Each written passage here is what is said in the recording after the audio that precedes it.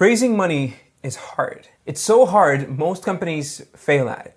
In this video, we'll look into traction requirements, pitch decks, some alternative funding sources, and how to find investors. This is seed funding for startups.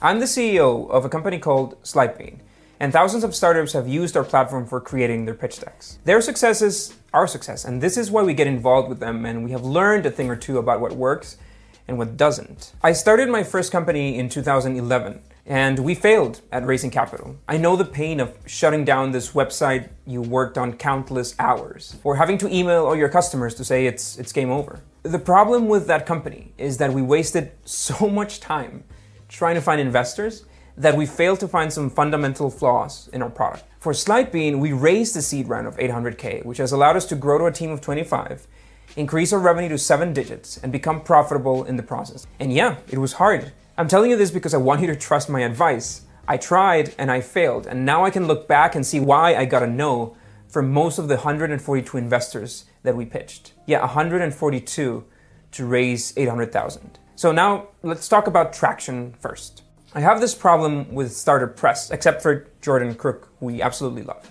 It gives new founders a false notion of how fundraising works. You read the story of Yo, an app that just sends notifications saying Yo, and how they raised $1 million seed round. And you assume that's something that anybody with a couple of lines of code can do. Most companies raise money after getting traction. Very few companies raise money with just a prototype and no users, and certainly no company raises money without a fully formed founding team. The most extreme case here is tech companies that are trying to raise money to hire their CTO. This makes no sense in the mind of an investor. Tech talent is expensive and it's scarce, and the first proof that your company is worth something is that you, the founder, the CEO, managed to find a full stack developer that would turn down this job at Google to work on this idea. As a CEO, you need to be able to find and convince that guy who joins you for the stock and not for the salary, when he could be making $150,000 a year otherwise. The reality of startup fundraising today, at least in Silicon Valley and New York, is that companies are pitching investors with traction, with excellent traction. Traction usually comes in the form of revenue. Tens of thousands of dollars per month, growing over 20, hopefully 30% month over month. I'm not making this up. Check this article by VC Elizabeth Yin. Pure play, no revenue traction counts only when you're dealing with millions of users and fantastic retention rates. So how can you get to these numbers if you don't have any money to start with? Yeah, well, the answer is bootstrapping. We bought our domain in 2013 and started working on our product, but it was only after 18 months that we managed to get any decent money to ramp up growth. It was 100K from the 500 Startups program, but we'll talk about accelerators in a minute. From May 2013 through October 2014, we bootstrapped. We did part-time consulting so we could pay our bills.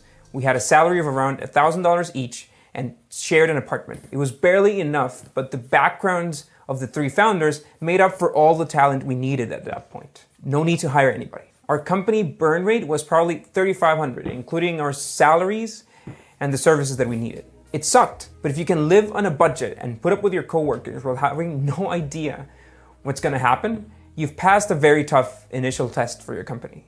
Now, on startup accelerators, I've been through too many accelerators, more than I like to accept. It was a program called Startup Chili that allowed us to drop consulting and finally dedicate 100% of our time to the product. We love Startup Chili. They provide 200 startups a year with a $35K government grant, no equity in exchange. What you need to do is move down to Chile for 6 months and get involved with the local startup community. It's insane if you think about it. Free money. It might as well be all the capital you need to launch your product and start generating revenue. And we did it. We actually moved to Santiago, and this is where we launched our first beta and signed up our first few thousand customers. Now, thanks to the traction that we got here, we eventually got accepted by 500 startups, which then provided $100,000 in funding. Plus, it allowed us to move to Silicon Valley for a few months. High-end, top-tier accelerators like 500 Startups, Y Combinator, Techstars, or Dream Adventures, they provide you with so much more than just cash. They give you an office space, they give you advice, a community of brilliant people to bounce ideas with, and more importantly, validation. The process to get in is hard and it's extremely selective, but again, it's a fantastic validation of the potential of your business. Check out this link below for more info on how to get into an accelerator. We wrote a good article about it a few months ago. There are hundreds of lesser known accelerators, and they certainly provide less value or less funding. But for many of us, they are the crash courses that we need to get to a fundable point. Now for the pitch deck. Once you feel ready to raise money and hopefully you have the traction you need to come up with a pitch deck. Now, do not try to reinvent the wheel. There's a standard pitch deck template structure most investors expect. You can just download a template for this deck on the links below. We've also prepared an in-depth video breaking down every single slide and giving you insights on how to complete each one of them. So check that out. The key points are that simple is better. And again, don't get creative and don't make it longer than 15 slides. Consider this a hard rule. Now, don't overcrowd your slides. If it doesn't fit, then it probably shouldn't go on the deck. Your pitch deck is an intro to your company, and more importantly, the story of your company and your founders. Now, don't get into advanced tech details or wild revenue projections. You can save those for the follow-up meetings. Most investors take about 4 minutes to review a deck they got over email. And if it's longer than that, chances are they'll skip it. So no point adding that information anyway. Another common mistake is treating your pitch deck like a state secret. No investor on the planet will sign an NDA for the chance to see a pitch deck. It's a rookie move that'll probably burn that connection for you. These guys look at hundreds of decks a year, and the liability of signing NDAs for each one of them is just not worth it. Don't get upset with this, but most ideas are worthless without execution. It's your ability to execute that matters. Now, if anyone seeing your pitch deck can go on and start a clone company of their own and beat you to market, then it might not be a great idea to begin with. Finding investors.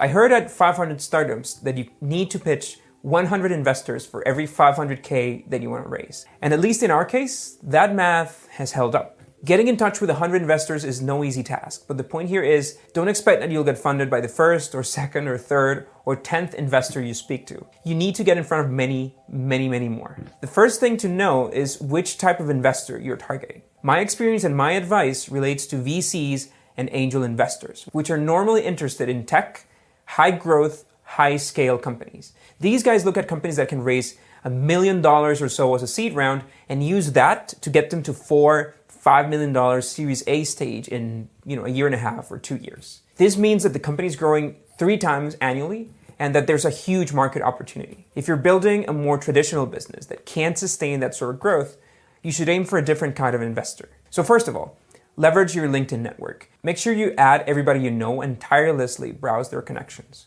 If you find a match, check that the investor is actively investing. You can use AngelList for that.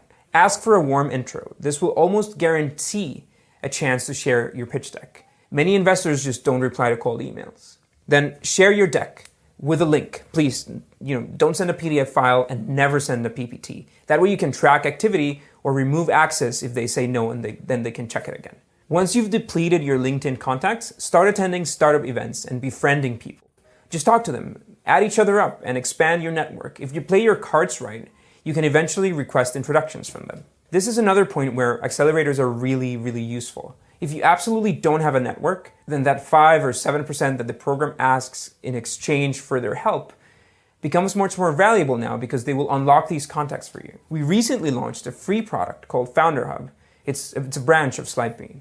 We connect founders with potentially interested angels and accelerators. And we also have the contact information of thousands of investors that you can browse, filter, and target. But remember, cold emails should be your last resort.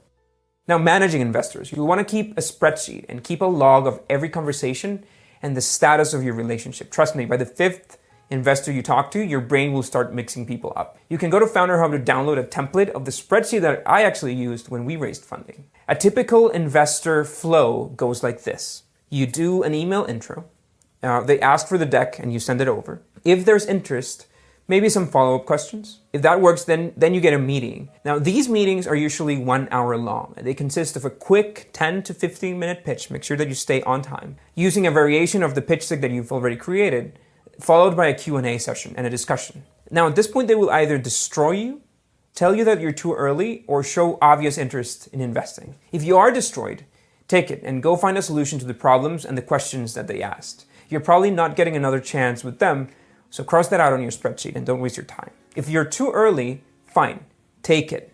Ask them if they'd like to stay posted on your traction. They'll normally say yes. If most investors are saying that you're too early, then it's probably right. So stop wasting time with meetings and get back to your product traction. If they agree to stay posted, make sure that you email them every month or so. It's valuable to keep the contact alive and active, and then maybe they can invest later, or maybe you can request an introduction from them. Make sure that you track those emails too. Use Slidebean to send a traceable deck and know if they actually read your updates. Now, if you're still watching and your investor says yes, then first of all, congratulations, you're part of the lucky 1% of startups that is actually able to raise seed capital. When you have a lead investor, finding others becomes a lot easier. So when an investor is interested, they'll probably ask about your terms. Seed rounds in the US are usually handled as convertible notes or safes, so stay away from equity rounds if you can. We can prepare another video explaining the differences between safes, convertible notes, and equity rounds, so please let us know in the comments if that's something that you'd like to see. Drop us a comment anyway and subscribe to our channel. We'll see you next week.